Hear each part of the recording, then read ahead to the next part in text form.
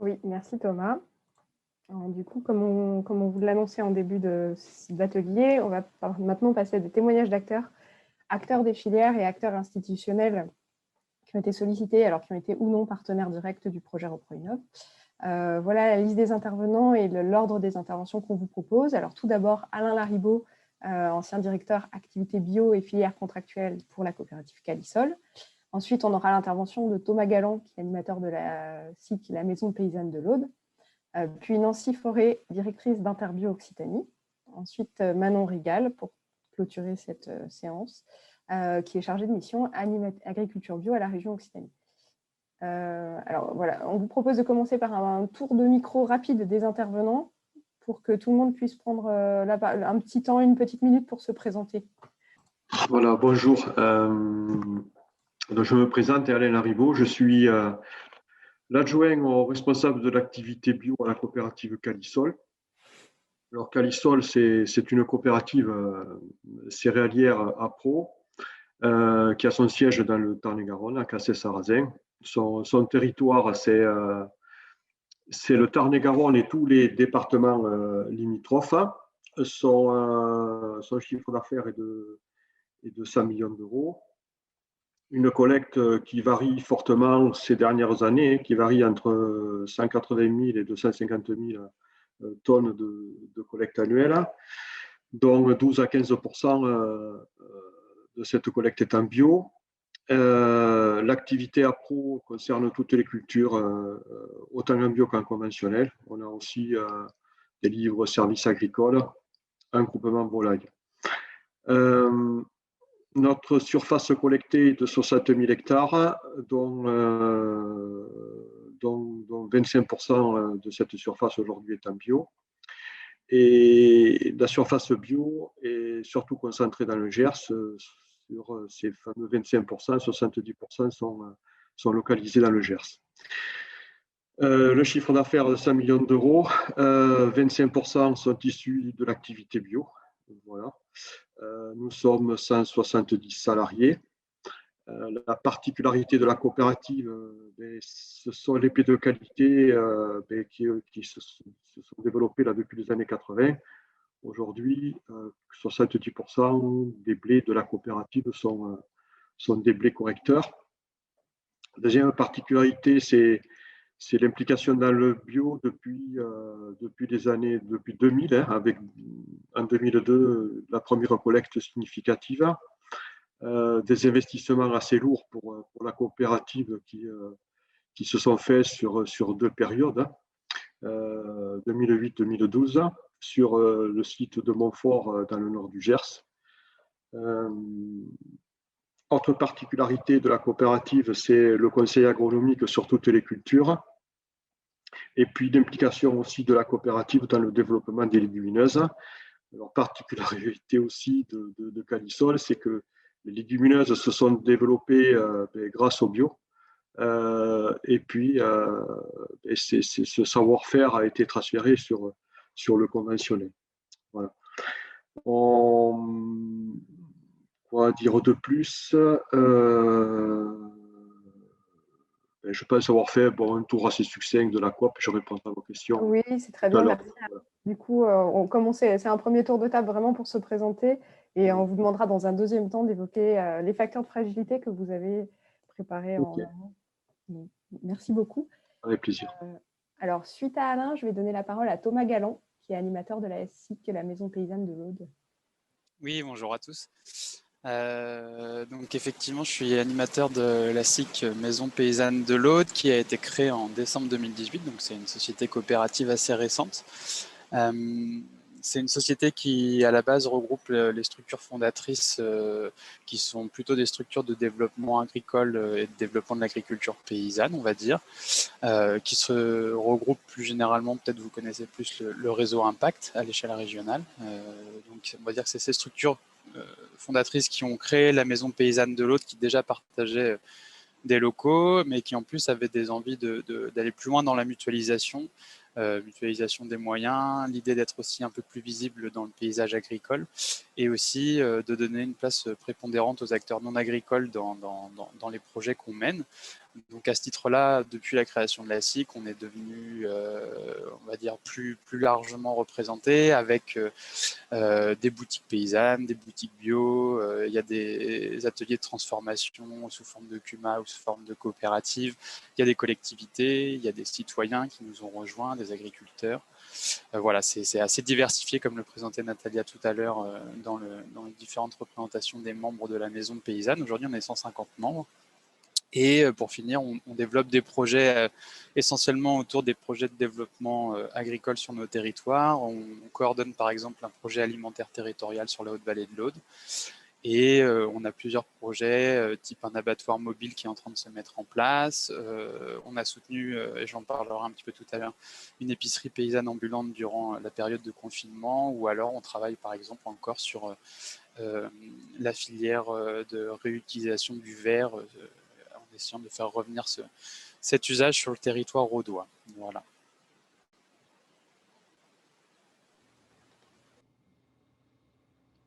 Très bien, merci beaucoup Thomas. Alors, pour faire suite à cette présentation, je vais donner la parole à Nancy Forêt pour Interbio Occitanie. Merci. Donc Nancy Forêt, je suis directrice d'Interbio Occitanie. Donc c'est l'association interprofessionnelle qui regroupe les réseaux qui contribuent au développement de la bio dans la région, de la production jusqu'à la distribution spécialisée bio. Donc on retrouve au sein d'Interbio la Chambre régionale d'agriculture, Bio Occitanie qui regroupe les producteurs d'agriculture biologique, Sudvin Bio, qui est une interprofession elle-même sur la viticulture bio dans la région, la coopération agricole, et OC Bio, qui est une structure associative aussi, qui regroupe les entreprises privées, transformateurs, distributeurs spécialisés bio. Et donc, on a depuis maintenant 1 an et demi créé aussi un collège membres associés parce qu'on avait des demandes de structures qui n'étaient pas forcément adhérents de nos membres fondateurs pour rejoindre la dynamique d'Interbio Occitanie. Et donc, on a aussi quelques entreprises ou associations qui nous ont rejoints via ce collège membres associés. Donc, les missions d'Interbio Occitanie, c'est vraiment de fédérer d'abord tous les acteurs de la filière bio. On l'a vu dans les témoignages du Gers, que c'est un sujet important. C'est aussi d'être un interlocuteur représentatif auprès des pouvoirs publics de la région. C'est d'organiser la concertation sur, je dirais, toutes les actions de développement à mettre en place et en particulier la structuration des filières bio de la région dans toute leur diversité. Enfin, on a une action de promotion de la bio, même si ce n'est pas celle qu'on a le plus développée depuis la création d'Interbio. Et nous sommes observatoire régional de la bio et à ce titre, nous traitons tout ce qui est données statistiques, en particulier données de l'agence bio en région. Et c'est pour ça qu'on vous a mis un lien d'ailleurs sur les données pour que vous ayez tous les chiffres clés à jour sur le bio dans la région. Voilà pour la présentation très rapide d'Interbio. Merci Nancy. Et donc pour clore ce premier tour de table de présentation rapide, je passe la parole à Manon Rigal pour la région Occitanie. Merci Marianne. Bonjour à tous. Donc moi je suis chargée de mission bio à la région Occitanie. Donc dans ce cadre, je coordonne la mise en œuvre du plan bio, donc le plan de l'intervention de la région, qui regroupe 4 dispositifs, un dispositif d'accompagnement à la structuration de filières, de l'expérimentation en agriculture biologique, un dispositif aussi de soutien aux investissements des exploitations en agriculture biologique et un accompagnement au moment de la conversion par un diagnostic technique et économique, le Pass Expertise Bio. Et j'anime également avec la DRAF, la mise en œuvre des mesures CAB et MAB, donc les aides bio pour les agriculteurs à l'échelle régionale. Merci beaucoup. Et pas moi que je ne t'ai pas coupé. Bon, donc voilà, maintenant qu'on a fait ce tour de table de présentation rapide, l'exercice qu'on a demandé à chacun de nos témoins aujourd'hui, c'était de définir, d'essayer d'identifier d'après son activité, sa connaissance des filières bio de la région, des facteurs de fragilité de ces filières, un ou plusieurs, qui seraient en mesure de détailler un peu et qu'on va utiliser comme exemple pour approfondir dans la suite de l'atelier. Du coup, je repasse la parole à Alain pour commencer avec cette identification des facteurs de fragilité. N'hésitez pas à poser toutes vos questions dans le chat au fur et à mesure, parce qu'il y aura un temps d'échange, du coup, il sera groupé à la fin, pareil, où on pourra demander à chaque intervenant de répondre à vos questions. Bien, je prends la parole, Marianne? Oui. Vas-y, Alain, oui. Ouais, donc, point de fragilité, je vais plus parler peut-être de notre coopérative, quoi. Donc, le gros souci que l'on a eu, c'est l'accompagnement de la progression rapide de la collecte bio, je dirais même trop rapide, qui nous a causé des problèmes au niveau à tous les niveaux, quelque part, au niveau de la logistique, des moyens de transport, des capacités de réception, de travail du grain. L'activité bio, la bio demande des équipements particuliers qu'on allait au niveau des silos, donc des investissements forcément. Cette année, notamment avec l'automne pluvieux qu'on a eu, on a bien vu qu'on avait de grosses lacunes et des limites. On n'était pas les seuls, hein. Je pense qu'on est plusieurs OS à avoir très mal vécu la collecte d'automne. Donc voilà, fait gros souci, c'est cette capacité à pouvoir accompagner cette évolution, d'investir. Je parle côté matériel. Côté commercial, l'année passée, je crois qu'on n'a pas eu trop de problèmes avec la collecte que l'on a eue. Et c'est la question aussi à se poser peut-être pour les années à venir. Attention à une progression trop rapide, pour une progression mesurée sur des cultures ciblées. On s'aperçoit qu'on a des cultures qui sont recherchées, où on se retrouve en déficit, et des cultures, par contre, on se retrouve à l'excédent. Donc, des contractualisations qui sont indispensables pour pouvoir maîtriser un peu tout ça et tenter de maîtriser le marché. Voilà, je reviens surtout à cette capacité de pouvoir réceptionner les marchandises dans de bonnes conditions, pouvoir les travailler et pouvoir ressortir des produits de qualité, parce qu'on est en bio, qu'on ne doit pas faire de la qualité, bien au contraire, c'est terminé depuis des années. Aujourd'hui, on est soumis aux mêmes conditions commerciales, qualité, normes, mycotoxines, analyse de qualité. Je ne vois aucune différence entre le bio et le conventionnel. Peut-être même plus encore aujourd'hui dans le bio, l'exigence est encore plus importante en qualité et devient encore plus exigeante en bio qu'en conventionnel. Voilà. Donc ça, pour nous, c'est le souci du moment. Ensuite, on est parti avec notre marque Monbio sur la vente. On est allé le plus en amont possible pour capter de la plus-value. Et ça, c'est pas facile non plus. On a eu pas mal de soucis pour pouvoir répondre à de la demande. Répondre à des gros groupes de distribution, ça demande des investissements. Donc, on a beaucoup investi sur la partie triage pour arriver à des qualités, des qualités commerciales et qui nous sont exigées par ces groupements de distribution. On s'est retrouvé toujours dans le fameux goulot d'étranglement, c'est-à-dire à un moment donné, c'est la collecte, ensuite c'est le triage, et puis le dernier goulot d'étranglement, ça a été l'outil de transformation, l'outil de conditionnement, pardon, pour pouvoir avoir des cadences de conditionnement suffisamment importantes pour là aussi pouvoir répondre à des volumes importants.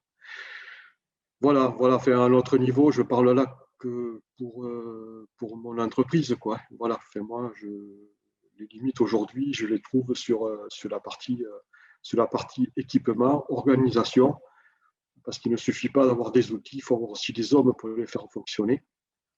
Et c'est aussi important que le choix de l'outil, quoi. Voilà. Très bien, merci Alain. Donc Nancy, je te passe la parole, même exercice, donc identifier les facteurs de fragilité que tu vois depuis Interbio. Merci. Je vais plutôt illustrer par rapport à la grille que vous nous aviez proposée des thématiques des facteurs de fragilité par quelques exemples parce que voilà, la bio est une filière diverse, comme je le disais tout à l'heure.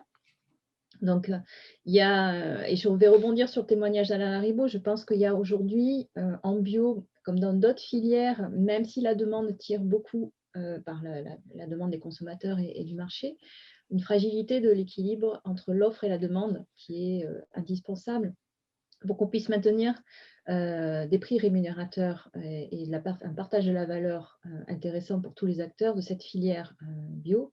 Et on voit à quel point c'est fragile, parce qu'on a déjà eu des cas, je vais prendre juste 2 exemples.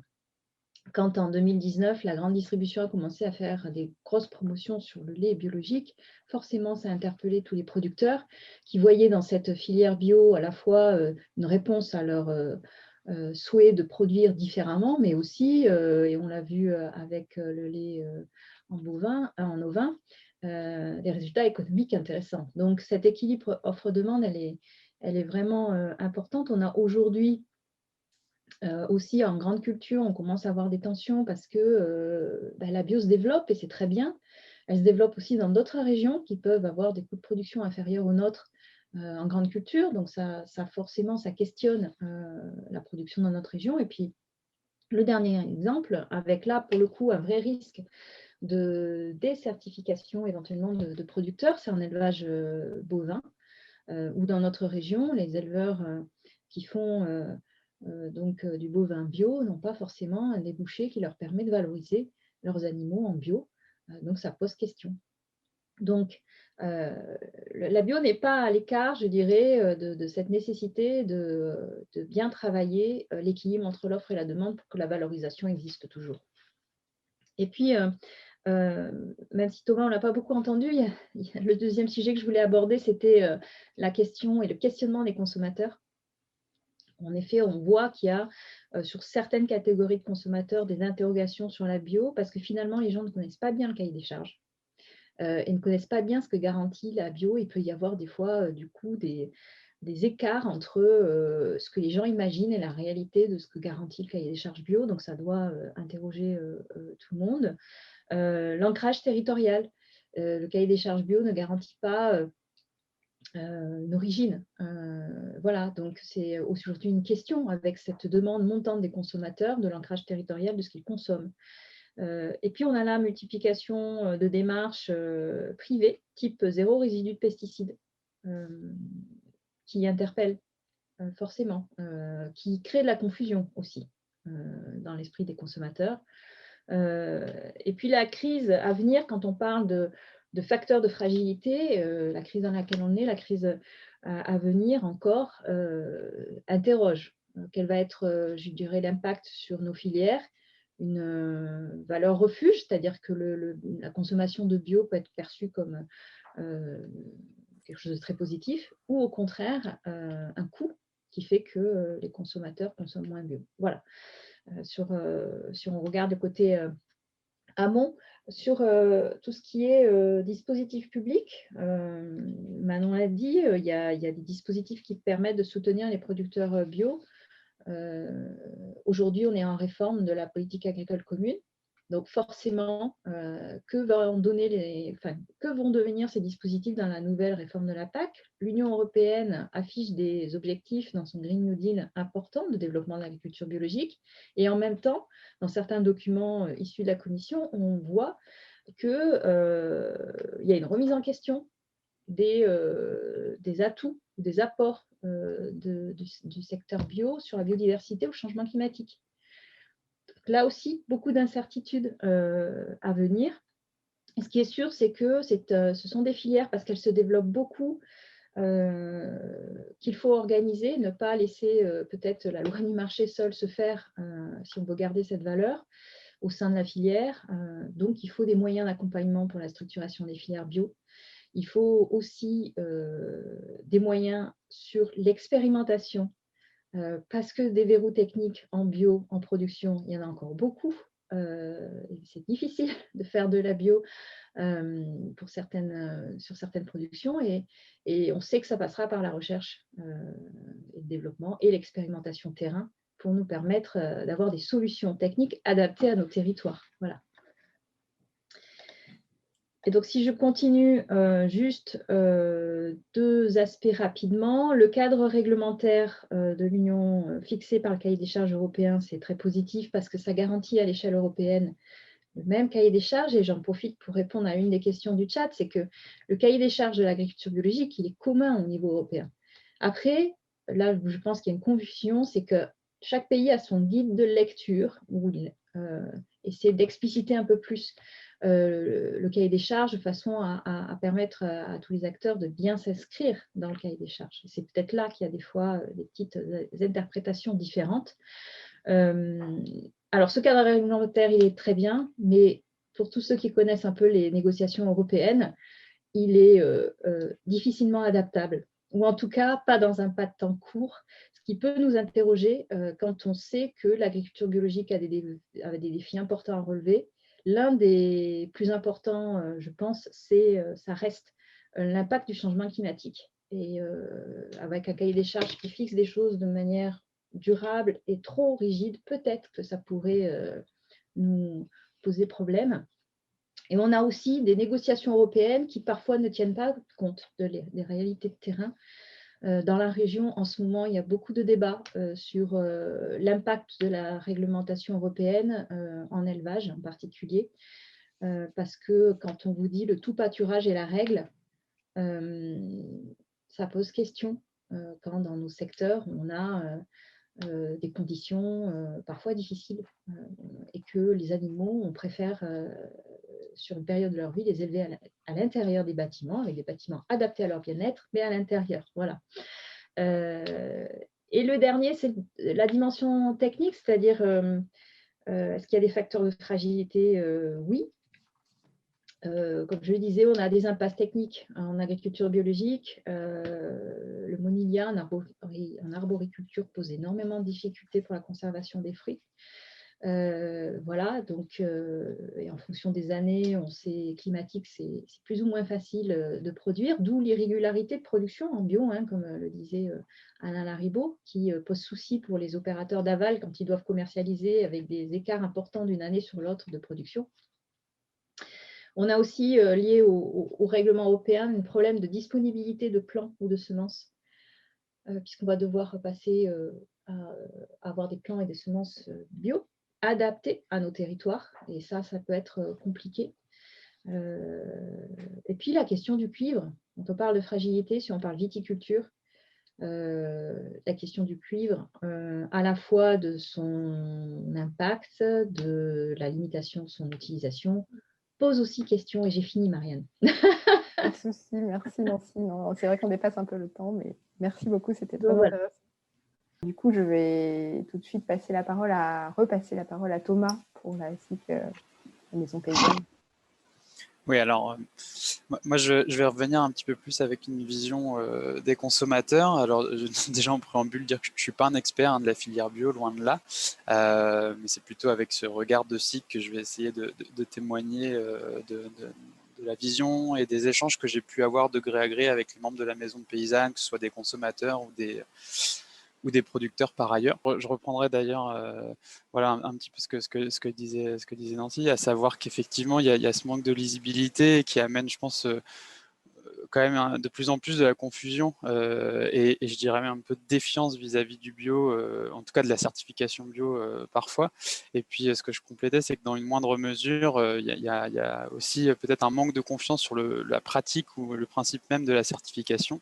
Moi, ce que je constate, c'est que voilà, on utilise des mots tels que le contrôle avec des organismes certificateurs. Je pense que c'est des terminologies qui, vis-à-vis du consommateur, en tout cas les plus avertis, peuvent être un petit peu conçues comme hors sol et avec une logique très descendante. Et ça j'ai l'impression que cette logique de certification, elle peut aussi amener voilà, les consommateurs à avoir une certaine défiance. Et pour illustrer un peu tout ça, je reprendrai l'exemple donc de l'épicerie paysanne ambulante et solidaire dont je vous parlais tout à l'heure, qu'on a mis en place durant le confinement. À la fin du premier confinement, on a demandé un peu aux consommateurs s'ils souhaitaient poursuivre et si oui, pourquoi. Et ce qu'il en est ressorti massivement entre, on va dire, si on peut distinguer un peu le bio et le local, c'est que de loin, les consommateurs étaient favorables à l'épicerie paysanne parce que ça leur permettait de donner à voir finalement des producteurs locaux, c'est-à-dire que ça engageait une forme de confiance qui était plus importante du fait qu'il y ait cette proximité et du fait qu'il y ait cette transparence des producteurs. Et d'ailleurs, je vais vous lire juste un petit témoignage d'un mail que j'ai reçu hier, il est tout court, mais il traduit bien évidemment ce que je suis en train de vous dire. C'est un consommateur qui a envoyé ce mail et qui dit: bonjour, pensez-vous qu'il serait possible que les agriculteurs membres de l'épicerie paysanne puissent mettre, si leurs fruits et légumes n'ont pas un label bio, qu'ils sont d'une agriculture raisonnée? Ceci me serait très utile car je n'insiste pas pour le label, plutôt pour une éthique, une qualité avec aucun produit chimique. Donc c'est marrant quand même, ça montre voilà, justement une posture du consommateur qui est favorable aux pratiques qui sont défendues par le bio, mais finalement qui a peut-être un peu de défiance derrière la question du label. Donc voilà, je pense qu'il y a une petite vigilance à avoir là-dessus et on pourra discuter peut-être des solutions derrière. Je pense notamment aux systèmes participatifs de garantie qui sont mis en place, notamment au sein de Nature et Progrès, qui sont intéressants, qui permettent d'associer le consommateur au processus de certification notamment. Voilà, il y a sûrement peut-être des solutions un peu plus inclusives et notamment la question de la représentation territoriale qu'a repris Nancy tout à l'heure. Je pense que c'est important effectivement que, au regard de la demande qu'ont les consommateurs, d'aller de plus en plus vers une forme de garantie liée à la proximité territoriale du produit. Merci beaucoup Thomas. Du coup, pour clore ce tour de table des fragilités identifiées, je passe la parole à Manon, au point de vue de la région. Du coup, je vais redire des choses qui ont déjà été citées, peut-être avec un angle plus institutionnel. En facteur de fragilité, nous, on repérait effectivement cette question de la répartition de la valeur sur la chaîne de production et de transformation et sur le territoire régional, qu'on relie aussi à un manque d'outils de première transformation pour pouvoir structurer des filières sur le territoire régional, sur l'ensemble de la chaîne, et du coup a aujourd'hui une répartition de la valeur qui est déséquilibrée en faveur des producteurs et qui en fait une dépendance au dispositif d'aide tant pour les exploitations que pour le développement de la filière, du fait d'une inéquité dans la répartition de cette valeur. On voit aussi ce qui a été dit, la multiplication des labels et du coup, vis-à-vis du consommateur, peut-être une perte dans les repères de ce que représente l'agriculture biologique, notamment face à d'autres dimensions comme l'achat local, face à aussi d'autres certifications ou d'autres démarches qui émergent, comme l'a dit Thomas et comme l'a dit Nancy, sur des volets de diminution de pesticides, de respect de l'environnement. Donc le positionnement de la bio et du consommateur vis-à-vis de ces autres dimensions-là, et un volet là un peu plus institutionnel sur la gouvernance de la bio, où on a une gouvernance efficace qui a pu se mettre en place au niveau régional, qui est assez unique par rapport aux autres régions, avec donc cette interprofession qui regroupe l'ensemble des principaux réseaux qui interviennent sur l'agriculture biologique et donc qui fonctionnent au sein de cette interprofession. Maintenant se pose aussi la question aujourd'hui du lien de cette gouvernance spécifique bio avec les autres instances agricoles et de comment est discutée la bio dans ces autres instances agricoles, de sa représentativité, notamment dans les différents plans qui se mettent en place dans les différentes filières, et de cette perception de la bio aussi par la filière conventionnelle, qui des fois la voit plus comme une défiance que comme une possibilité d'innovation ou de transfert de pratiques et de connaissances, et qui peut biaiser justement ces discussions dans ces autres instances agricoles de mise en concurrence des différentes agricultures.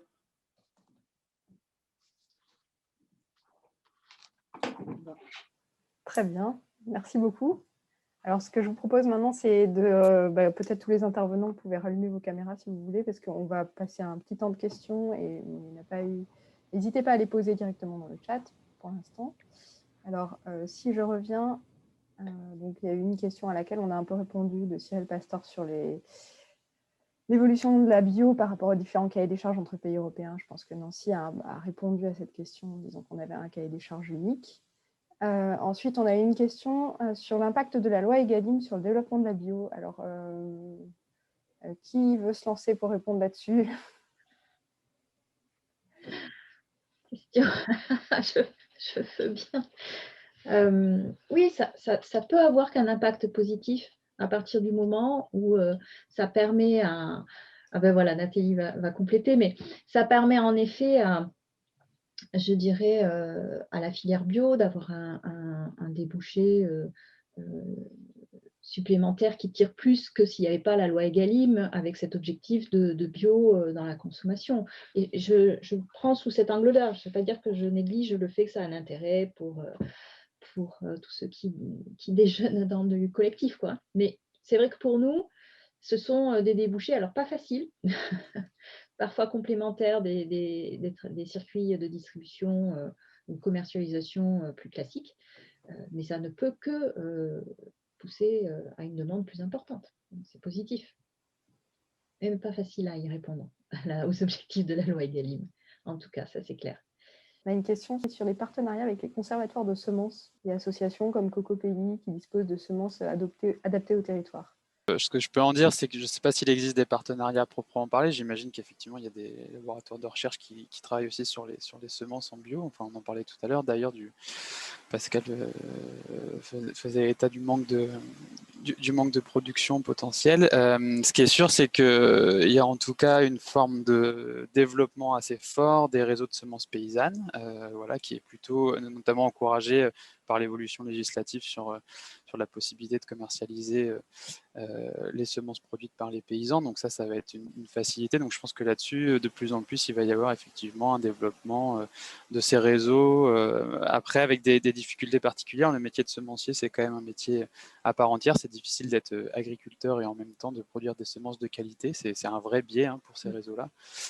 Donc, en tout cas, il y a des volontés. Enfin, si je reprends l'exemple de l'Aude, typiquement, on a une dynamique entre jardiniers amateurs convaincus et professionnels, surtout des maraîchers, là, qui se met en place autour de la création d'un réseau de semences paysannes, par exemple. Oui, donc Michael a précisé que c'était aussi pour Nancy, qui avait mentionné le besoin de semences adaptées au territoire. Donc, effectivement, on s'est rendu compte que sur certains, il y a une obligation. Donc la réglementation va aller plus loin sur l'obligation de semences issues de filières bio et pas de dérogation à des semences conventionnelles qui sont utilisées et cultivées ensuite en bio. Mais voilà. Et deux, on s'est rendu compte ces dernières années que souvent dans les semences disponibles en bio, elles étaient, de par à la fois la façon dont elles sont travaillées par ceux qui en font, je vais y arriver, les multiplications, etc. Elles sont parfois issues de plus adaptées à la moitié nord de la France qu'à nos territoires du sud-ouest.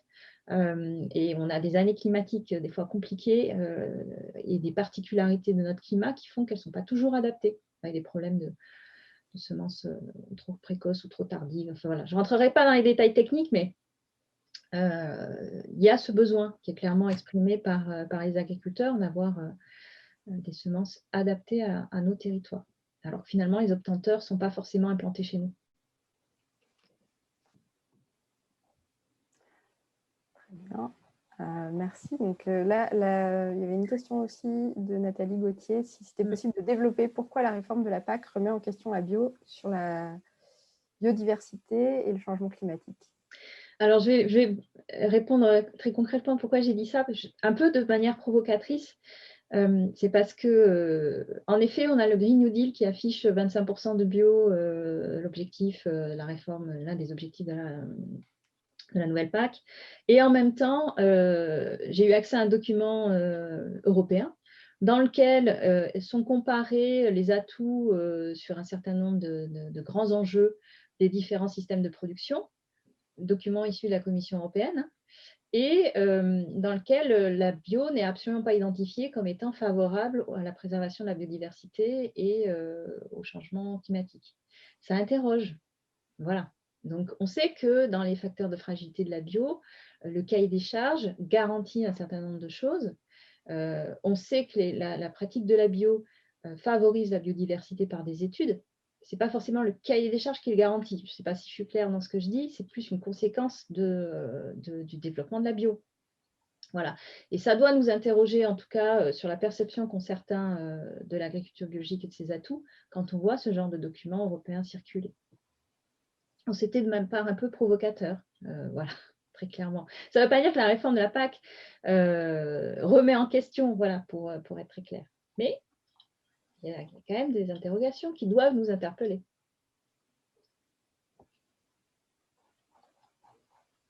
Très bien, merci Nancy.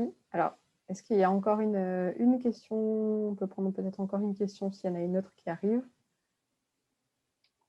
C'est plus une remarque d'Amélie qui arrive, que la bio est challengée pour sa durabilité, sur la vie des sols, la biodiversité, stockage du carbone et les mauvais résultats de la bio dans les ACV. On en parle beaucoup, c'est vrai. Alors là, ça n'apporte pas forcément de commentaires ou de réactions. Je ne sais pas s'il y a quelqu'un qui veut réagir là-dessus.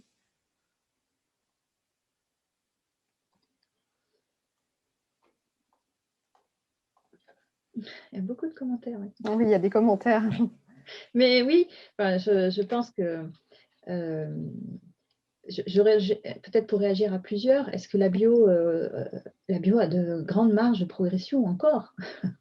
Ça, je pense qu'on en est tous conscients sur certains aspects. Vous parlez de durabilité, de vie des sols, on parlait du cuivre tout à l'heure, on sait que c'est un facteur de fragilité intrinsèque. À partir du moment où vous utilisez le cuivre qui est quand même pas, qui est remis en cause dans son impact sur l'environnement. Il y a besoin d'évolution. Et c'est aussi pour ça que dans les facteurs de fragilité, j'ai identifié le fait que ce cadre européen fixé de manière européenne, je ne sais pas combien ont duré les négociations du dernier qui va être mis en application au 1er janvier 2022, parce que quand je suis arrivée dans le secteur de la bio, c'était déjà démarré. Donc, c'est des processus de plusieurs années. Donc, comment on fait progresser ou on adapte la bio pour, en effet, qu'elle soit plus en rapport avec les valeurs qu'elle porte dans ses pratiques et qu'on permette d'intégrer de l'innovation ou des résultats de recherche qui nous permettent de rendre la bio plus efficace par rapport à ses objectifs et ses valeurs.